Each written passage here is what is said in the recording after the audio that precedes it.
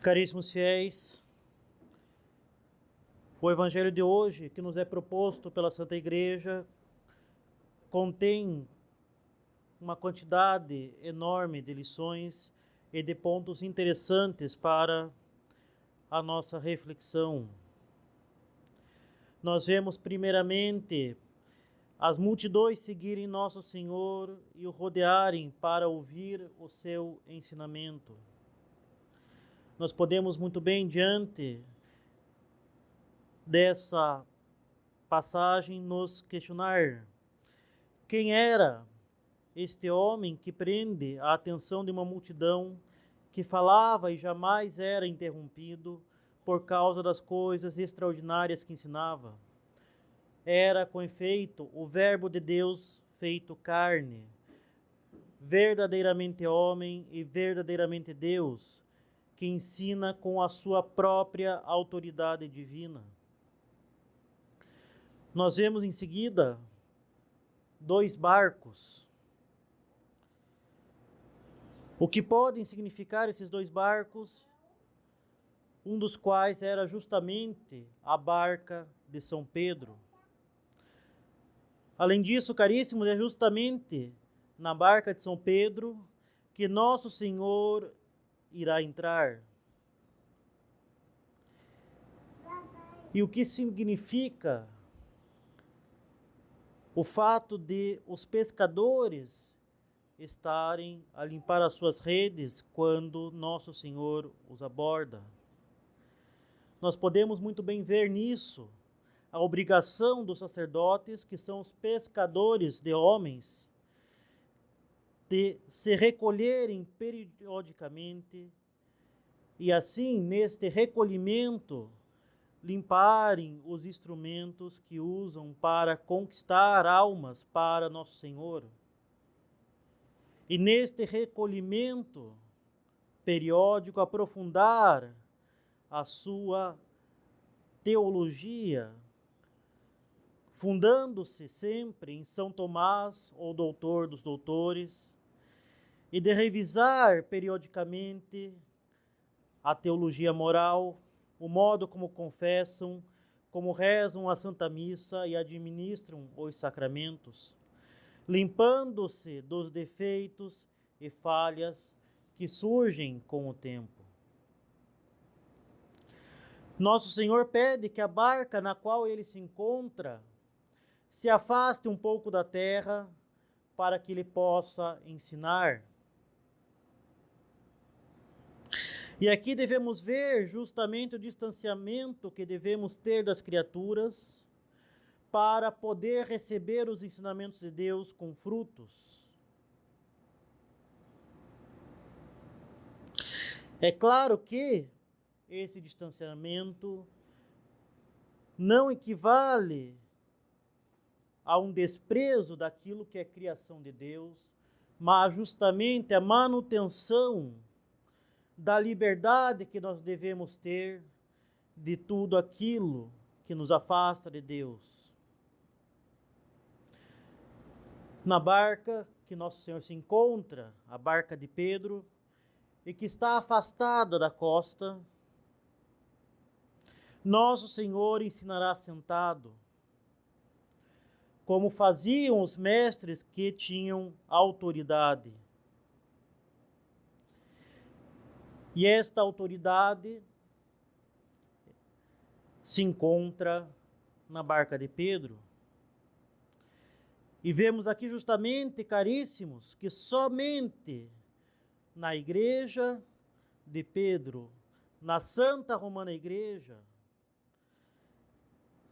única fundada por Nosso Senhor, é que se pode encontrar o ensinamento que vem de Cristo.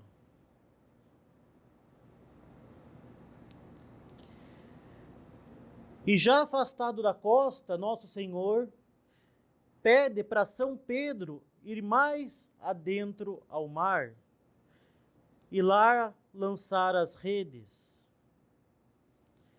E mais uma vez, nós vemos justamente este protagonismo querido por Nosso Senhor para São Pedro. E isto é normal, afinal de contas, é sobre ele que Cristo irá fundar a sua igreja. E é ele que deverá apacentar, governar e dar de comer ao rebanho de nosso Senhor, seguindo a própria ordem de nosso Senhor de apacentar as suas ovelhas.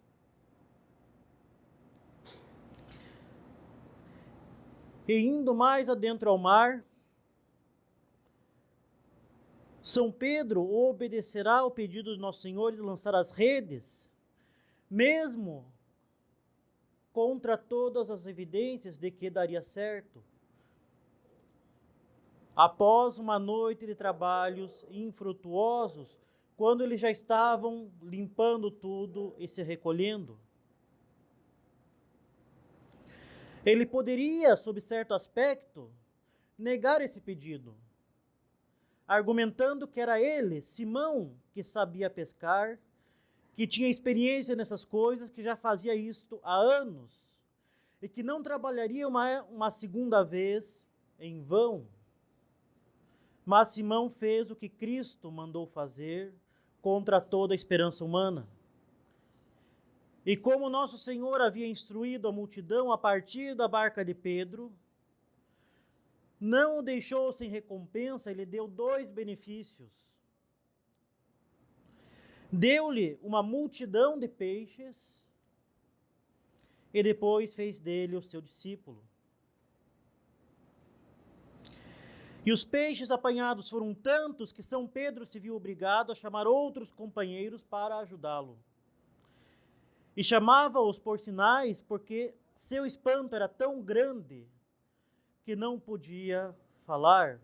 Uma cena que, se formos imaginar, deve ter sido um tanto quanto cômica. Até agora, os milagres de Nosso Senhor não o atingiam pessoalmente, mas esta pesca milagrosa foi para ele. Foi ela dirigida pessoalmente para São Pedro. Além disso, a quantidade de peixes quase fez o barco afundar. E Nosso Senhor fez isso para deixar claro que se tratava de um milagre. Uma pesca que fugia grandemente do normal. E qual é a reação de São Pedro diante deste estupendo milagre? Ele se prostra diante de Nosso Senhor e afirma: Senhor, afastai-vos de mim, pois sou um pecador. Uma grande demonstração de humildade e verdadeiramente reconhecimento do próprio estado e diante de quem São Pedro se encontrava. Devemos tirar aí a lição de que não devemos ser presunçosos. Quanto mais bem Deus nos dá, de fato, menos presunçosos devemos ser. De fato, agrada a Deus sabermos distinguir entre o bom e o mal, entre o que é santo e o que é impuro.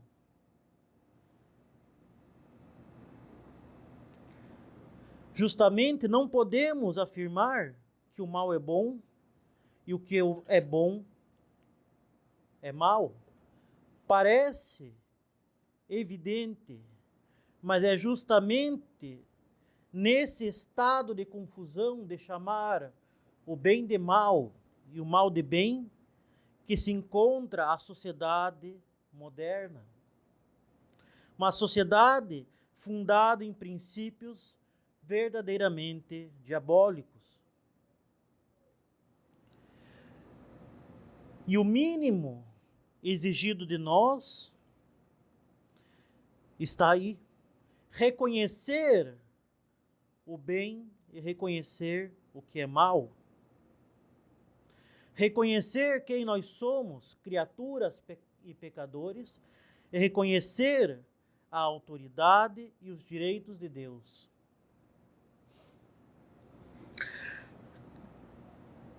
E logo após isso, ao dizer aos apóstolos que não devem temer, porque serão pescadores de homens,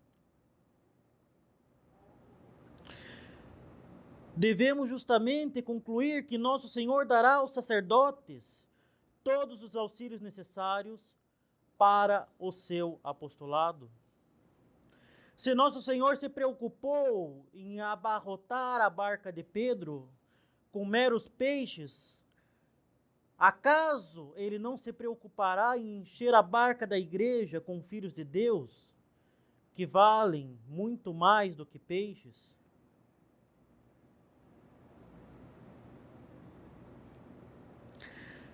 Mas se os padres querem trabalhar por Cristo e encher a igreja com filhos de Deus,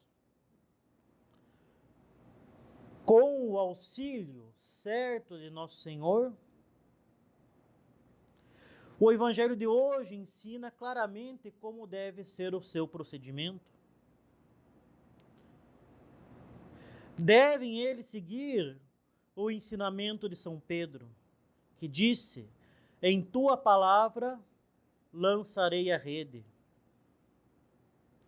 Isso nos deve ser muito claro, afirmando a doutrina revelada pelo Verbo de Deus, sem mistura de falsos princípios do mundo, sem comprometimentos, sem respeito humano, que se pescam filhos de Deus. Acaso seria possível, caríssimos, mantendo o bom senso, querer ensinar algo melhor do que aquilo que nos ensinou a sabedoria de Deus encarnada? Acaso haveria um método mais eficaz do que aquele próprio, mostrado e ensinado por nosso Senhor? Dizer, por exemplo, aos que vivem em concubinato, aos que são divorciados e se juntaram com outra pessoa, que eles podem fazer muitas coisas na igreja, que eles podem, entre aspas, ser acolhidos, que eles podem ajudar em tal e tal organização, deixando de lado o fundamental, que é o mais importante para eles, que é do interesse mais íntimo deles. Isto é, que essas pessoas se encontram em estado de pecado mortal e que, se morrerem, serão eternamente condenados ao inferno, é pescá-los com arpão e feri-los cruelmente, é afundá-los, talvez de modo irremediável, no erro grave em que se encontram. É justamente fazer uma propaganda enganosa. É como esconder de alguém com um grave tumor essa situação de que se não for tratada, trará a morte. É agir de forma verdadeiramente diabólica.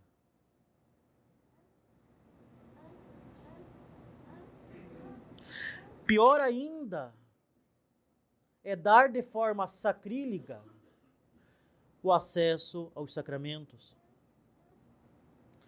É necessário, com toda a caridade, mas também com toda a verdade, pois a caridade se funda na verdade, dizer claramente que se a morte os encontra nesse estado, a salvação eterna deles estará definitivamente perdida, para sempre, sem retorno. Que, enfim, que a existência deles foi uma existência fracassada e que eles sofrerão eternamente a condenação eterna. Caríssimos, como diz Santo Inácio de Loyola nos seus exercícios espirituais, com gente que vive em pecado mortal, o mau espírito prende o pecador, o empurra cada vez mais ao pecado. O demônio faz com essas pessoas que vejam os prazeres mais vivos, os deleites mais sensíveis. Apresenta-lhe estes objetos de pecado como se fossem a maior felicidade, para que se afundem cada vez mais. E isto faz com que tenha confiança e felicidade, como se tratasse o pecado como coisa normal ou até mesmo indispensável. O pecador vai pensar, mas todo mundo faz. Quem sou eu para viver diferente? O pecador se angustia, como posso viver sem este pecado? Como encontrarei a felicidade em outro lugar? E se afunda nessas ilusões, e se nada é feito, talvez se obstine, e aí somente uma intervenção extraordinária de Deus para tirá-lo da perdição. Pelo contrário, Deus, através do anjo bom, envia um dardo, um aguilhão que fere, que o impede de ficar tranquilo. São as censuras da razão. Mostra as consequências do pecado. O pecador se encontra em estado de condenação. Se ele tem um infarto, se seu carro bate contra um poste, se ele tem um mal súbito, ele arrisca-se a passar em um instante da vida ou do volante para o juízo de Deus e em seguida ao inferno. Isto é claro e é indiscutível. O demônio precisamente busca afastar esses pensamentos que convertem tantas almas. O demônio busca justamente afastar este necessário choque de realidade, que nada mais é que a verdade.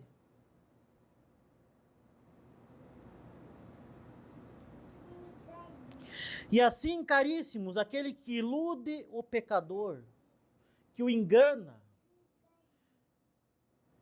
que o faz acreditar que ele está na igreja, quando ele nada mais é que um membro morto do corpo místico de Cristo. Aquele que confirma o pecador em seu pecado, faz nada mais, nada menos que a própria obra do demônio.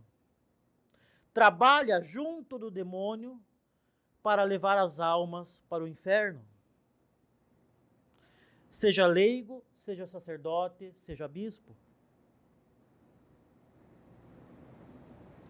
Caríssimo, dizer que cada um pode escolher indiferentemente a religião que quiser, e o que é importante é ter alguma, qualquer que seja, é fazer o jogo do demônio. Dizer que o importante é seguir a própria consciência, fazer o que mais se sente bem fazendo, que o bem e o mal são relativos, é fazer o jogo do demônio. Não é lançar a rede na palavra de Cristo, é atirar com o arpão na palavra do demônio. É tão somente da barca de Pedro, a Santa Romana Igreja, que Cristo ensina a verdade e com autoridade, e não de outras canoas. Dizer também que as crianças deveriam ser livres para escolher, quando adultas, a religião e o modo de vida que mais lhe agrada, é fazer o jogo do demônio e não seguir a palavra de Deus. É como se eles não devessem saber que Deus existe, que há um céu e um inferno, que há uma só igreja que salva, a Igreja Católica, Apostólica e Romana. É como se eles não tivessem uma alma capaz de praticar a virtude e que devesse evitar o pecado. É como dizer, vamos esperar eles crescerem para ver se eles querem se alimentar ou não. Vamos esperar eles crescerem para ver se querem respirar ou não. Vamos esperar eles crescerem para ver se querem continuar vivos ou não. Não há que esperar crescer para saber se quer manter a vida da alma ou não. Isto não é ser tolerante, isso não é ser caridoso, isto é trazer a morte da alma para a criança, é criar um zumbi e não um filho. É o que há de mais cruel na atitude de um pai. É ensinando a doutrina de Cristo, caríssimos, é lançando a rede na palavra de Cristo, que os sacerdotes pescam homens. Cristo ordenou aos apóstolos que ensinassem, ide e ensinai, e não que deviam confirmar as pessoas no pecado, no erro, que continuassem a jogar com o demônio. Caríssimos, é na afirmação clara da fé católica, com a autoridade que Cristo deu aos sacerdotes, que pescamos muitos peixes para Deus. Enfim, é claro, esta pesca é impossível sem a graça e sem os auxílios de Deus, que age no interior das almas e que é o Rei dos corações. Fazer o casamento entre a igreja e os princípios da modernidade é esterilizar a graça de Deus e passar a noite toda se esforçando sem frutos. Eis aqui como se deve pescar almas para Deus. Não com os meios humanos e falsos, não enganando, não através de propaganda enganosa, mas justamente lançando a rede com clareza, firmeza e caridade nas palavras de Cristo. Louvado seja o nosso Senhor Jesus Cristo. Em nome do Pai, do Filho e do Espírito Santo. Amém.